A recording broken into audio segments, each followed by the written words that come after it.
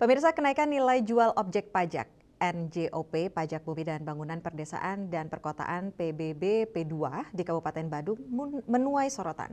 Sejumlah warga mengeluhkan lonjakan tarif yang dinilai memberatkan, bahkan kenaikannya ada yang mencapai 3.500%. Kaget gitu ya, terutama di wilayah kami. Menyikapi hal tersebut, Ketua Fraksi Gerindra DPRD Badung Iwayan Pusponegoro menyatakan sejak diturunkannya Undang-Undang Nomor 1 Tahun 2022 tentang hubungan keuangan antara pemerintah pusat dan pemerintah daerah, Pasal 40 ayat 6 menyebutkan bahwa PBB dimungkinkan dinaikkan atau ditinjau setiap 3 tahun sekali.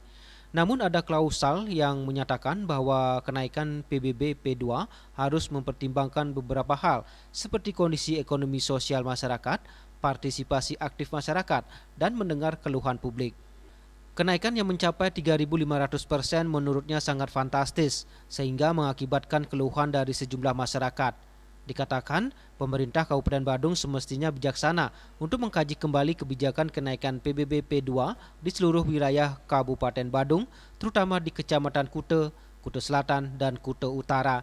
Yang menurut kami harusnya pemerintah Kabupaten Badung arif dan bijaksana mulai untuk bijak mengkaji kembali kenaikan PBB di seluruh wilayah Kabupaten Badung, terutama di wilayah Kecamatan Kute, Kute Selatan, dan Kute Utara dengan mengikuti alur yang ditentukan oleh undang-undang. Tadi yang pertama itu adalah melihat kondisi sosial ekonomi masyarakat yang sepenuhnya memang belum pulih dari pandemi COVID. Jadi kita baru pulih, maka perlu adanya penyesuaian. Yang kedua adalah partisipasi aktif masyarakat. Maksudnya adalah ayo libatkan para konsultan pajak, kemudian masyarakat-masyarakat yang selama ini menjadi pemuka berkaitan dengan perpajakan. Demikian juga tentang stakeholders. Kita kan banyak punya stakeholder. Stakeholder kita stakeholder pariwisata dan berbagai stakeholder lainnya, libatkan mereka.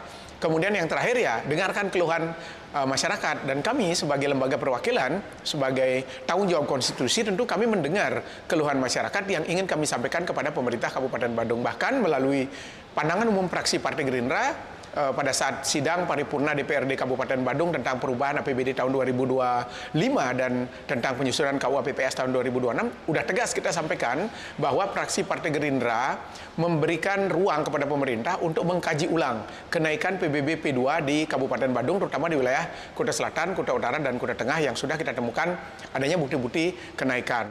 Di sisi lain, Pusponegoro mengapresiasi langkah Pemkab Badung dalam menaikkan PBB P2 untuk mempertahankan lahan sawah dilindungi atau LSD dan lahan pertanian produktif berkelanjutan atau LP2B.